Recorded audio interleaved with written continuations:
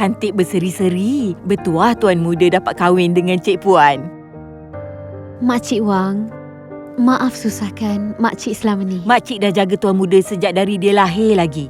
Jangan terpedaya tengok dia garang sangat dari luar. Bila bab bercinta, dialah yang paling betul-betul serius. Makcik tahu dia memang sayangkan Cik Puan. Dah nak mula dah ni. Makcik pergi tengok majlis kejap.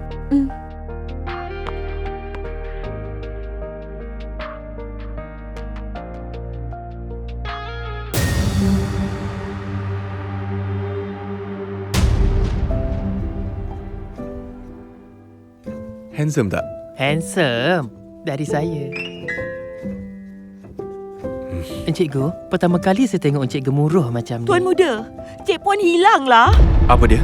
Tadi dia dengan makcik, hilang ke mana pula? Makcik pun tak tahu. Makcik balik dari Dewan tadi, tengok-tengok Cik Puan dah tak ada. Alamak, dia dah keluar hotel. Bawa kereta ke sini, cepat. Baik, Encik.